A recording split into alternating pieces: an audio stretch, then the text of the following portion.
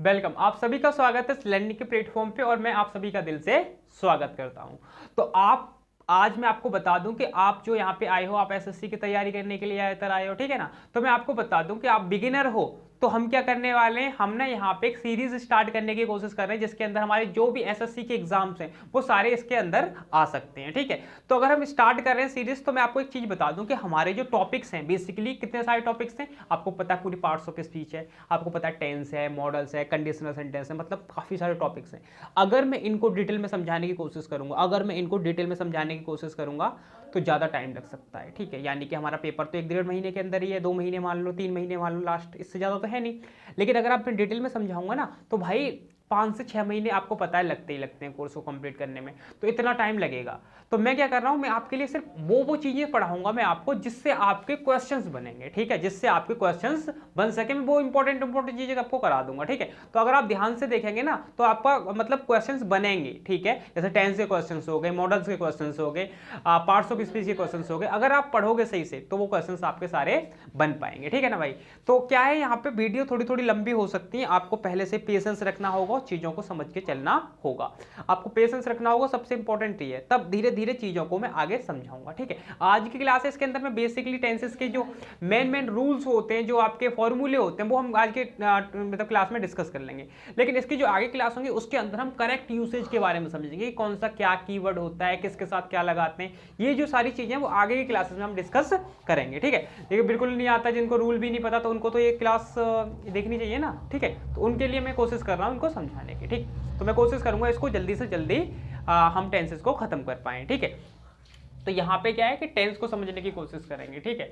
मैं एक और बात बता दूं आपको ना, आपको पता है कि बहुत सारे वीडियोस यूट्यूब पे जाओगे तो आपको 1 घंटे में टेंस पढ़ा देते हैं, आधे घंटे में टेंस पढ़ा देते हैं, 15 मिनट में भी पढ़ा देते हैं, ठीक है।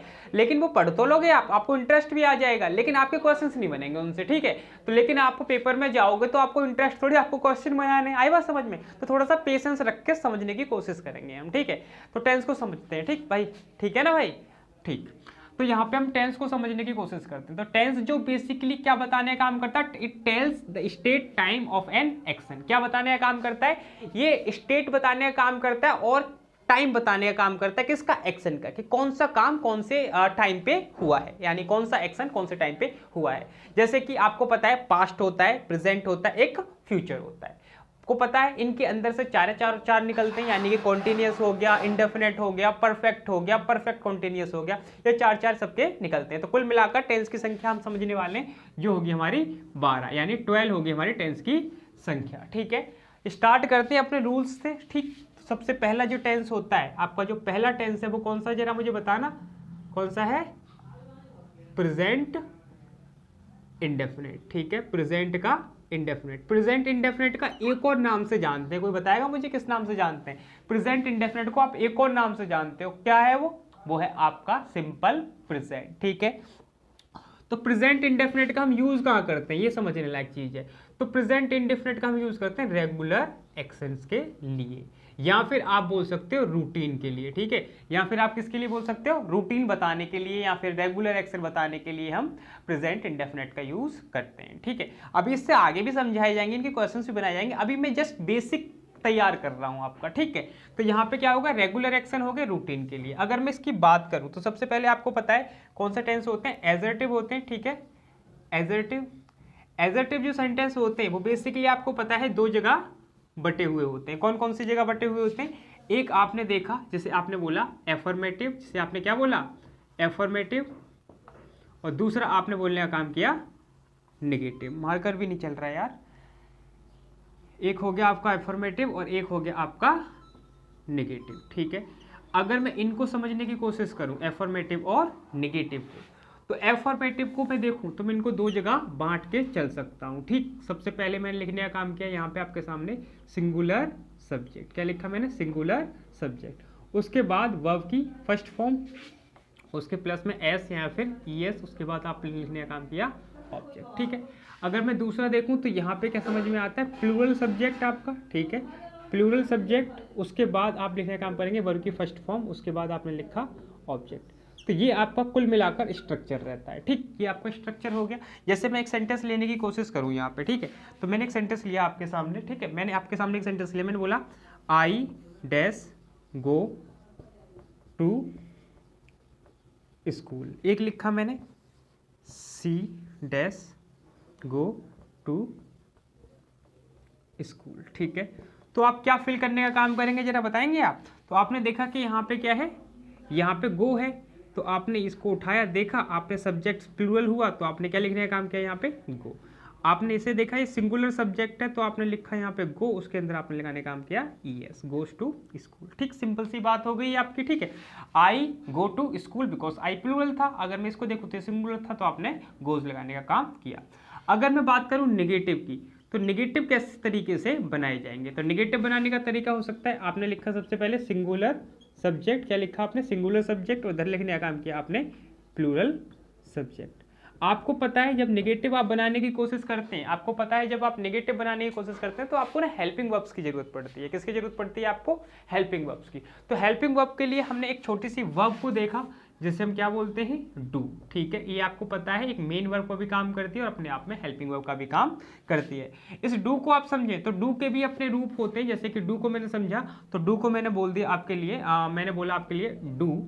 ठीक है, इसकी सेकेंड फॉर्म होती है आपकी डिड और थर्ड फॉर्म क्या होती है इसकी, डन। ठीक है, डू डिड डन, ये आपकी इसकी फॉर्म्स रहती हैं। ठीक, तो यहाँ पे आपको नेगेटिव बनाने के लिए हेल्पिंग वर्ब की जरूरत पड़ी तो आपने रखने का काम किया यहाँ पे दोनों के अंदर डू। ठीक, आगे आप समझेंगे तो यहाँ पे ये सिंगुलर सब्जेक्ट के साथ हमें एस या ई एस प्लस करना था, इस वजह से हमने ई एस लगाया यहाँ पे। उसके बाद नॉट वर्ब की फर्स्ट फॉर्म और हमने लिखने का काम किया ऑब्जेक्ट। यहाँ पे अगर मैं देखूँ तो आपने लिखा नॉट वर्ब की फर्स्ट फॉर्म और आपने लिखने का काम किया ऑब्जेक्ट। ठीक, ये आपका हो गया सेंटेंस। ठीक, यानी कि अगर मैं इसी सेंटेंस को नेगेटिव बनाना चाहूँ तो नेगेटिव का पैटर्न कैसे होगा, जैसे आई गो टू स्कूल, तो इसी सेंटेंस को बोलूँगा आई, आपको पता है प्लूरल है, do not go to school. ठीक है, I do not go to school. अगर आप इसको देखें तो इसका नेगेटिव कैसे तरीके से बनेगा, आप लिखेंगे यहाँ पे सी, उसके बाद आपने लिखा does not go to school. ठीक, इस तरीके से बनने का काम करेगा। आगे मैं देखूं तो आगे आपको पता है कि एक और टाइप होता है जिसे हम बोलते हैं इंट्रोगेटिव। क्या बोलते हैं, जिसे हम इंट्रोगेटिव। अगर आप इस इंट्रोगेटिव को समझो तो इंट्रोगेटिव का मीनिंग क्या होता है, इंट्रोगेटिव का मीनिंग होता है टू आस्क द क्वेश्चंस। ठीक है, क्वेश्चन पूछना, यानी क्वेश्चन पूछने का जब काम करते हैं तब हम इंट्रोगेटिव टेंसेस का यूज करते हैं। ठीक है, तो इंट्रोगेटिव जो टेंसेस होते हैं आपको पता है दो टाइप के होते हैं। ठीक है, दो टाइप के कैसे होते हैं कि एक का आंसर आप यस या नो में देते हो और एक का आंसर आप कैसे देते हो, आप एक का आंसर पूरे सेंटेंस के अंदर या फिर स्टेटमेंट के अंदर आप आंसर देने का काम करते हो। आपको पता है ये चीजें। ठीक, तो यहाँ पे अगर मैं देखूँ तो इसको इंट्रोगेटिव बनाने के तरीके क्या हो सकते हैं, सबसे पहले आप लिखेंगे डू या फिर आपने लिखा डज, उसके बाद आपने लिखा सब्जेक्ट वर्ब की फर्स्ट फॉर्म और आपने लिखने का काम किया यहाँ पे ऑब्जेक्ट, एंड यहाँ पे क्वेश्चन मार्क लगाना होता है क्योंकि यहाँ पे क्वेश्चन पूछते हैं। अगला टाइप है आपका WH फैमिली, उसके बाद आपने लिखा डू या फिर आपने क्या लिखा डज, उसके बाद सब्जेक्ट वर्ब की फर्स्ट फॉर्म, इस तरीके से पैटर्न आगे चला जाएगा। यानी कि अगर मैं इसी सेंटेंस को, इस वाले सेंटेंस को, ठीक है, इस वाले सेंटेंस को इंट्रोगेटिव में बनाना चाहूँ तो मैं कैसे बनाऊंगा, इसके आगे लिखा मैंने डू आई, अगर नॉट लगाना है तो मुझे नॉट गो टू स्कूल। ठीक है, do I not go to school. ठीक, इस तरीके से इसका नेगेटिव इंट्रोगेटिव बनाया जा सकता है। WH फैमिली में आप WH वर्ड को बस ऐड कर दोगे, बाकी का सेंटेंस एज इट इज रहेगा। ठीक, तो ये हो गई आपकी प्रेजेंट की बात। ठीक, ये हो गई आपकी किसकी, प्रेजेंट की बात। अगर मैं बात करूं पास्ट की, ठीक है, अगर मैं बात करूं किसकी, पास्ट की, सिंपल पास्ट या फिर पास्ट इंडेफिनेट। ठीक है, पास्ट इंडेफिनेट की बात करते हैं तो पास्ट जो इंडेफिनेट है ना, इसका यूज़ हम कब करते हैं, इसका यूज़ हम जब करते हैं। ठीक है, इसका यूज़ हम जब करते हैं जब हमें कोई स्पेसिफिक टाइम बताना होता है। ठीक है, पास्ट का कोई भी स्पेसिफिक, ठीक है, टाइम बताने का काम ये करता है, यानी कोई खास टाइम बताने का काम करता है। किस तरीके से काम करता है वो हम आगे समझेंगे, अभी तो हम जस्ट इसका बेसिक तैयार कर रहे हैं, आपको मैं बता चुका हूँ। ठीक है, तो पास्ट इंडेफिनेट को बनाने के लिए आपको किस तरीके से बनाना है, अगर आप एफर्मेटिव का रूल लिखना चाहें तो पास्ट इंडेफिनेट का आपका जो एफर्मेटिव का रूल होता है वो क्या होता है कि आप सबसे पहले क्या रखेंगे, सब्जेक्ट, उसके बाद वर्ब की सेकंड फॉर्म और आप लिखने का काम करेंगे ऑब्जेक्ट। ठीक है, ये इसका स्ट्रक्चर रहेगा, सब्जेक्ट वर्ब की सेकंड फॉर्म और ऑब्जेक्ट। यानी कि अगर मैं इसी सेंटेंस को थोड़ा सा हटा के चेंज करने की कोशिश करूं, यानी कि इसी सेंटेंस को मैं क्या करने की कोशिश करूं, चेंज करने की कोशिश करूं। जैसे मैंने यहाँ पे बोलने का काम किया, मैंने बोला I dash write a letter, ठीक है। एक लिखा मैंने she dash go to school. अगर मैं आपसे बोलूँ इन दोनों सेंटेंसों को पास्ट में बनाना है आपको, पास्ट इंडेफिनिट के तरीके से, तो आपको पता है राइट अपने आप में फर्स्ट फॉर्म है, लेकिन हमें पास्ट इंडेफिनिट बनाने के लिए कौन सी फॉर्म की जरूरत है, सेकंड फॉर्म की। तो आप क्या लिखेंगे यहाँ पे, राइट ना लिखे आप लिखने का काम करेंगे यहाँ पे रोट। रोट अपने आप में सेकंड फॉर्म है, आई रोट आ लेटर। गो की सेकंड फॉर्म क्या होती है, गो की सेकंड फॉर्म होती है हमारी वेंट, ठीक है। सी वेंट टू स्कूल, इस तरीके से ये बनाए जाएंगे, ठीक है। यानी कि आपको पास्ट इंडेफिनिट बनाने के लिए सेकंड फॉर्म का यूज करना पड़ेगा। अब आगे देखें, इसका आपको निगेटिव बनाना है, तो इसका निगेटिव बनाने का क्या करेंगे, अगर आप इसका निगेटिव बनाना चाहेंगे इसी वाले सेंटेंस का यानी पास्ट इंडेफिनिट का, तो आपने लिखा सब्जेक्ट, हेल्पिंग वर्ब की जरूरत पड़ी, तो आपको पता है ये आपके फर्स्ट फॉर्म थी, ये आपकी सेकेंड फॉर्म थी और ये आपकी क्या थी, थर्ड फॉर्म। तो यानी आपने चुनने का काम किया यहाँ पे डिड, क्योंकि यहाँ पे हमें सेकंड फॉर्म की जरूरत है, तो यहाँ पे हम प्लस करने का काम करेंगे डिड, उसके बाद नॉट वर्ब की फर्स्ट फॉर्म, ठीक है। याद रखा जाए डिड नॉट का हम यूज जब भी करते हैं, ठीक है, डिड नॉट का हम जब भी यूज करते हैं उसके बाद हमें फर्स्ट फॉर्म का यूज करना होता है। किसका यूज करना होता है, हमें फर्स्ट फॉर्म का यूज करना होता है। जैसे अगर मैं इस वाले सेंटेंस को निगेटिव बनाना चाहूँ, ठीक है, इस वाले सेंटेंस को मैं निगेटिव बनाना चाहूँ तो कैसे बनेगा, मैं लिखूंगा इसे सी, और सी सबके साथ आपको डिड लिखना है, डिड नॉट। अब क्या लिखूँ मैं, राइट या रॉट, एग्जैक्टली अभी मुझे लिखने का काम करेगा यहाँ पे राइट आ लेटर, क्योंकि डिड अपने आप में कौन सी फॉर्म थी, डिड अपने आप में सेकंड फॉर्म थी। पास्ट का रूल होता है सेकंड फॉर्म लगानी है, तो हमने अगर एक बार सेकंड फॉर्म लगा दी तो दूसरी बार हमें सेकंड फॉर्म लगाने की जरूरत नहीं है। तो ये हो गया आपका पास्ट इंडेफिनिट का रूल। इंट्रोगेटिव निगेटिव में आपका डिड सब्जेक्ट इस तरीके से आ जाएगा, डिड आएगा पहले फिर सब्जेक्ट आएगा, आएगा सेंटेंस आ जाएगा। तो ये हो गया हमारा पास्ट का इंडेफिनेट, ठीक है। अब आगे के सेंटेंस देख लेते हैं, इंडेफिनेट और प्रेजेंट इंडेफिनेट देख लिए, अब हम पास्ट इंडेफिनेट और पास्ट कॉन्टिन्यूअस और प्रेजेंट कॉन्टिन्यूअस को देखेंगे, ठीक है। तो स्टार्ट करते हैं हम, ठीक। अगर मैं बात करूं यहाँ पे तो पहले मुझे समझना है प्रेजेंट का कॉन्टिन्यूअस, ठीक है, प्रेजेंट का कॉन्टिन्यूअस। इस प्रेजेंट कॉन्टिन्यूअस को आप समझेंगे तो प्रेजेंट कॉन्टिन्यूअस का यूज कब करते हैं, पहले तो ये समझना है। तो प्रेजेंट कॉन्टिन्यूअस का हम यूज जब करते हैं जब स्पीकर उस एक्शन को प्ले कर रहा हो, उस एक्शन को चल रहा हो, लाइव एक्शन बोल सकते हो आप इसे, ठीक है। जैसे कि मैं पढ़ा रहा हूँ अभी, तो ये पढ़ाने का काम क्या हो रहा है, कॉन्टिन्यूअस चल रहा है ये काम, ठीक है। तो ये काम चल रहा है तो अपने आप में कॉन्टिन्यूअस हुआ, ठीक है। तो ऐसे सिचुएशन के लिए हम क्या करते हैं, इसका यूज करते हैं हम लाइव एक्शन के लिए। सबसे पहले आपको समझना लाइव एक्शन जो कि उस टाइम पे हो रहा हो, ठीक है। लाइव एक्शन के लिए हम किसका यूज करते हैं, हम करते हैं कॉन्टिन्यूअस टेंस का यूज, ठीक है। तो इस कॉन्टिन्यूअस टेंस को आप कैसे बनाएंगे, इस कॉन्टिन्यूअस टेंस को बनाने के लिए आपको समझना होगा, सबसे पहले आप लिखेंगे यहाँ पे एफर्मेटिव का रूल है बेटा, ये सब्जेक्ट। अब आपको कॉन्टिन्यूअस एक्शन बनाना है तो आपको ना हेल्पिंग वर्ब की जरूरत पड़ेगी। तो एक हेल्पिंग वर्ब होती है जिसे आप बोलने का काम करते हो बी, ठीक है। क्या बोलते हो आप इसे, बी। इस बी को समझो तो एक होती है आपकी इज, एम आर, ठीक है। एक होती है जिसको आपने बोला वॉज, वर, और एक होती है आपकी जिसे आपने बोलने का काम किया बीन, ठीक है। ये तीन आपकी हेल्पिंग वर्ब्स होती हैं, is am are, was were और बीन, ठीक।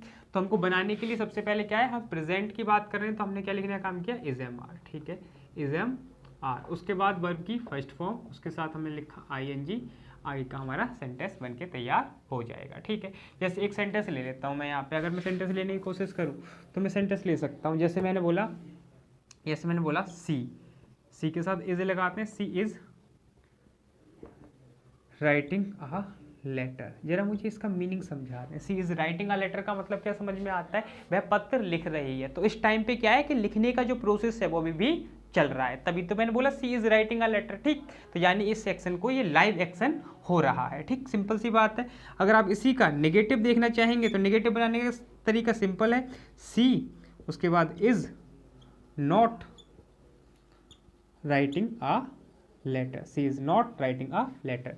इंट्रोगेटिव आप इसका देखना चाहें तो इंट्रोगेटिव में क्या करेंगे, आपने सबसे पहले क्या लिखने का काम किया, इज, उसके बाद सी राइटिंग अ लेटर, ठीक है, is she writing a letter.